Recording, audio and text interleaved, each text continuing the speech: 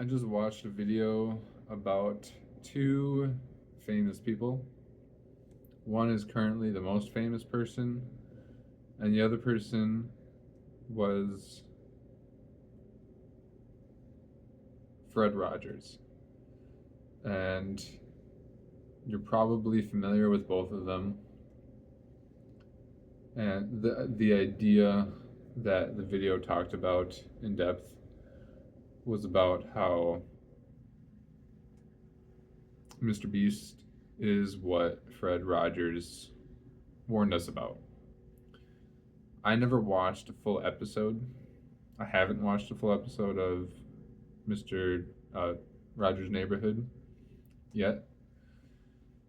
But I've learned about the lessons that he's taught, and the video enlightened me on why he was so valuable is because he had slow content, and it was not designed to capture attention, but to prepare kids for the world and to play.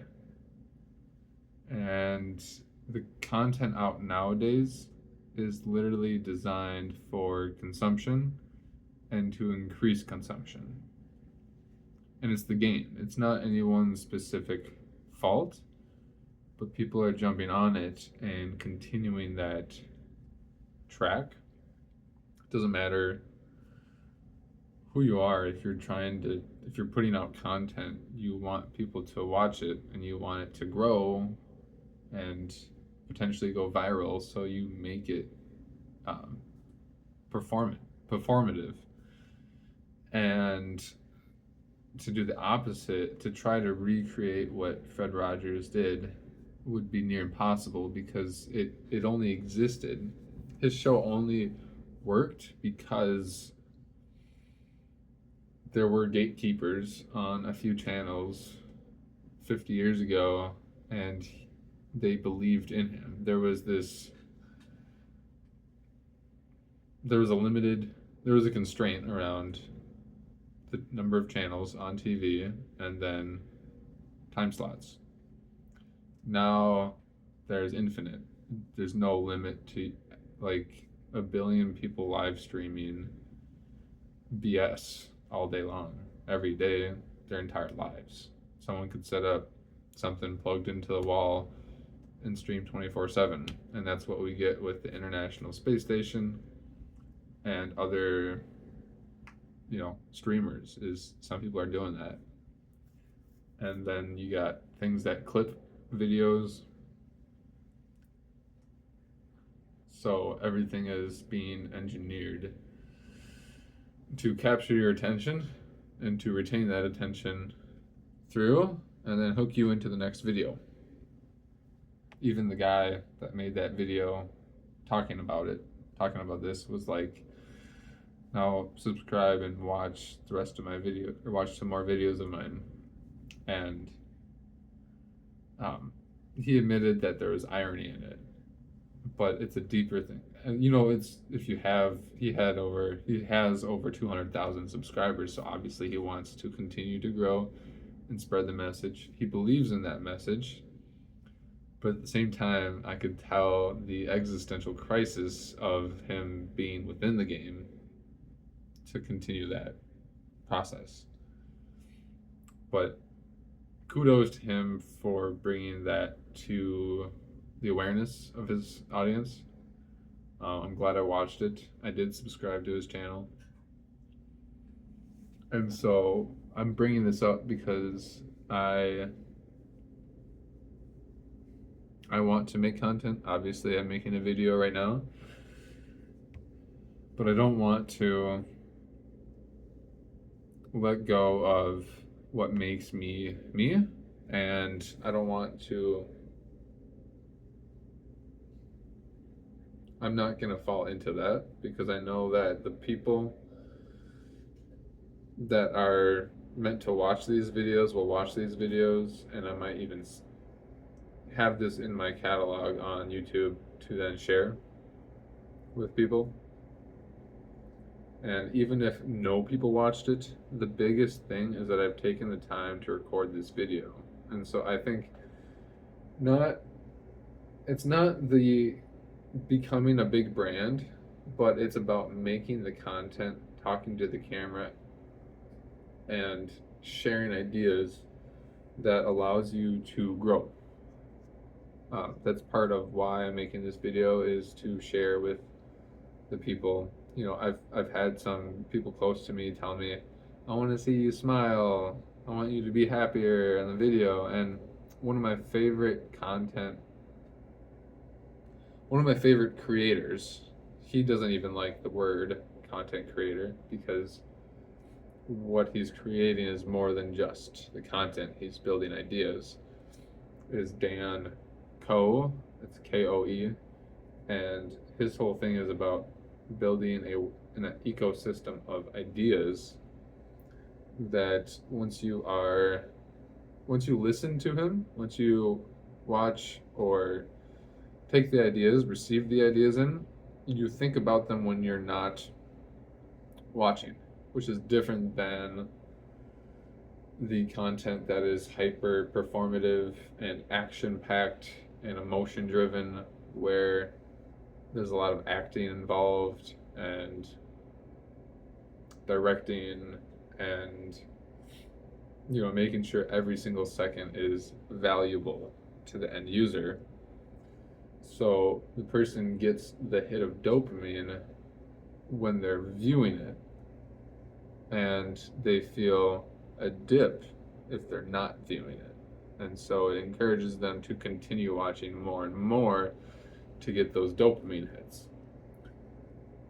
And Dan Koe had this challenge called the Superhuman 90, which changed my life. Involved doing several habits. I did not follow through with all of them, but one, which was reflecting every night. I did pen on paper, and I haven't stopped. So that was November 1st, and I've been writing. Now, it's some days, there has been a couple days where I don't write on that day, but I will reflect for every day.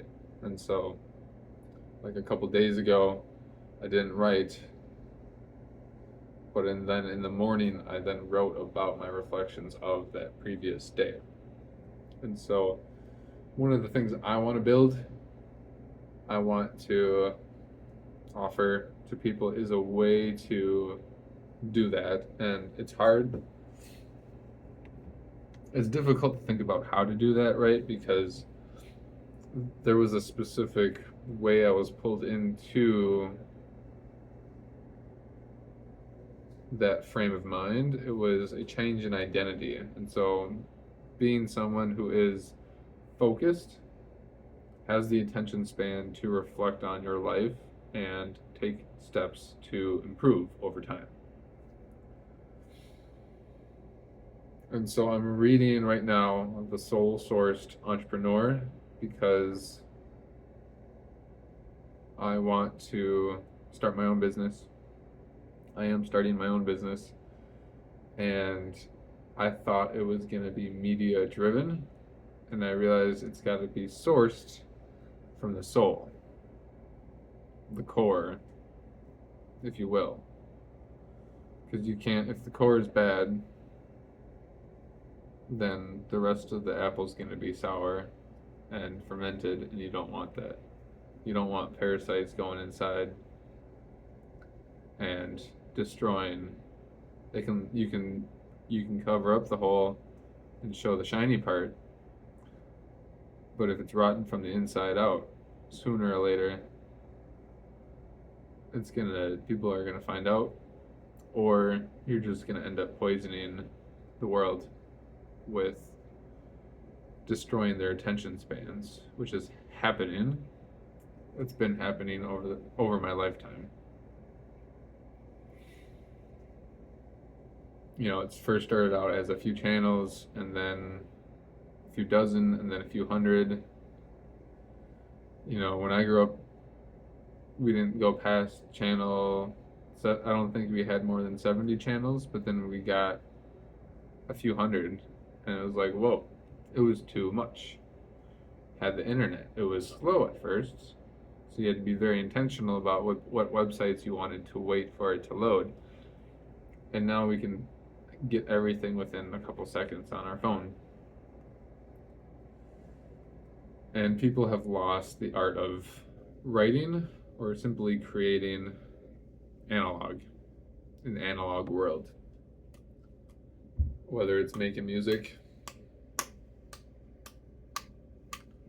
or making art, writing words, even reading books is good for the brain. Being able to focus on something for more than a minute, more than a couple minutes. If you can focus on one thing for more than a couple minutes now, you have more advantage than the majority of people.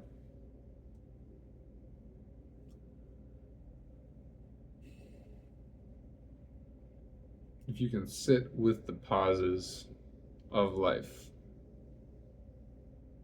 your brain is healthier than the majority. People live on the scroll, and it's not good for the brains.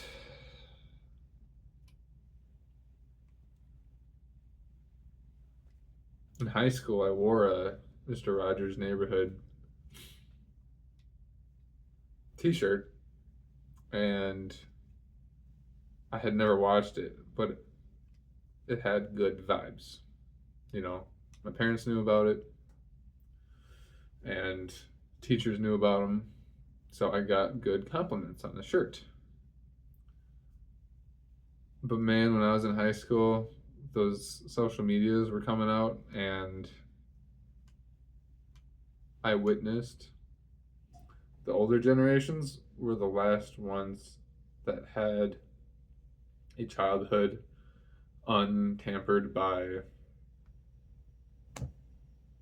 what we have today. And when I was a senior in high school, I witnessed those freshmen and sophomores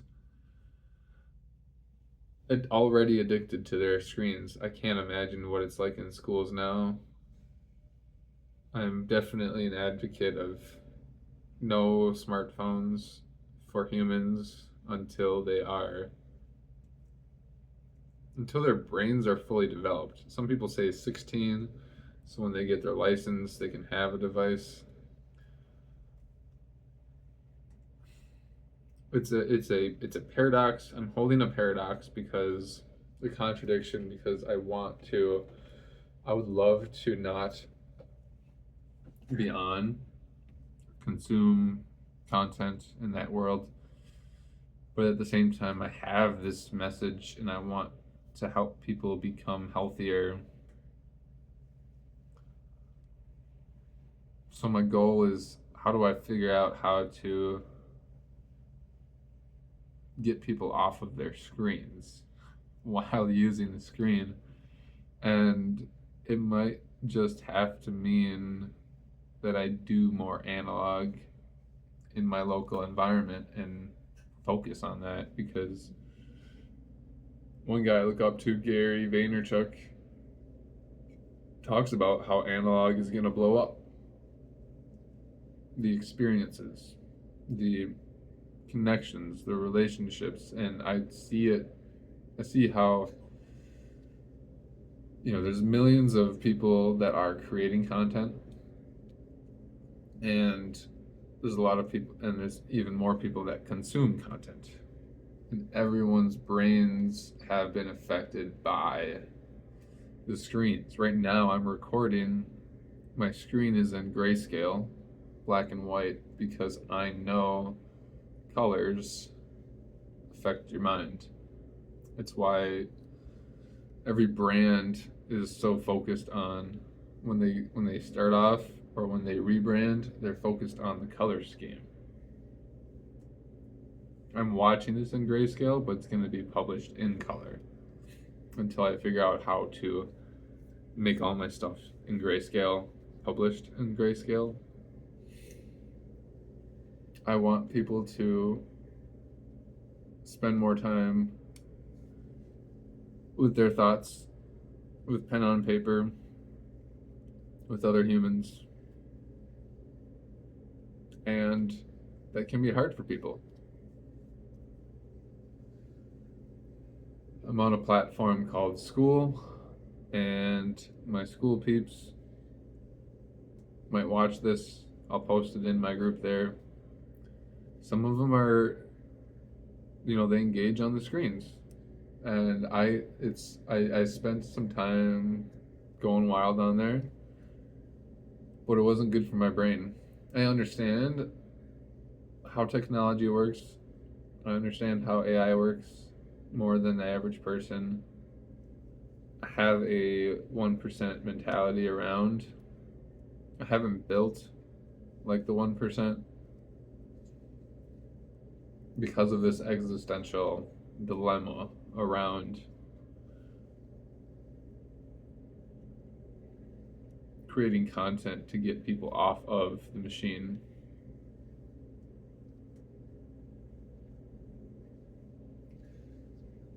This is probably a good time for me to take a break. There's a book called The New Millionaire's Playbook, and it redefines millionaire as someone who's helped 1 million people, not making $1 million. And it's about having purpose and value and sharing your curiosities and interests. Yes, using social media, but the first chapter is unplugging from the matrix for a week. Uninstalling, removing, not spending time on the socials for a week. And I think that'll be good for me. I know that'll be good for me. I've got some focus. I'll still be on school because it's not a social media. There's no algorithm. You go inside of communities. There's posts, replies, comments. There's classroom, and there's courses in the classroom. And it is very much relational based, community focused. And I've got some dreams and some aspirations with school.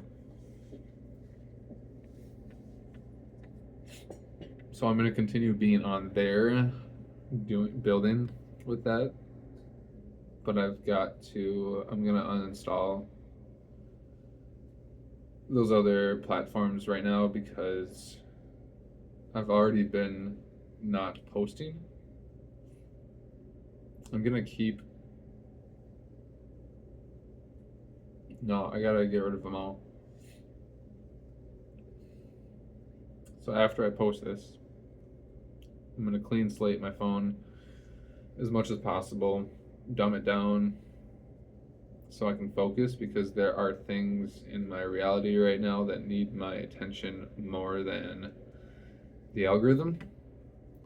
And I really appreciate you watching this. This got spurred because of I'm doing like a reaction video of what I just witnessed. I try to, when I do watch something, I try to make sure that it is something that will bring me value, and today was that. And to then share what came to mind. And there's more depth to this, and it's going to inspire me to make more content. I'm taking notes today, reading from a book. I've got my stack of note cards here that I'm going to open up. Still got the plastic on, and I'm going to start taking notes. I've also got legal pads to write down long form, because I know it's good for my brain. And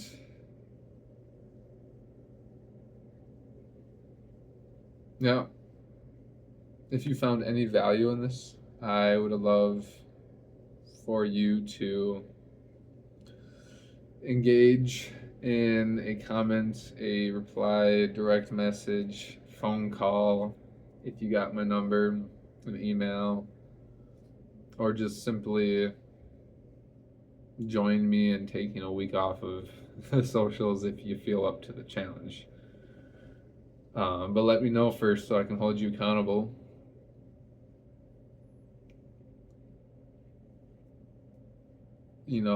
I want people to spend more time in the analog, developing their minds, but also make sure you're eating your protein. Because if you can make sure you're eating your protein, your body will be prepared for the changes in your psyche, your consciousness, from getting away from the algorithm, because you need to be strong for this. And I'm also talking to myself here. So you got to be strong. Work out, exercise, move your body, get good sleep, manage your stress. Write down your thoughts, reflect every day. And this has been a good time chilling with Dylan. See you next time.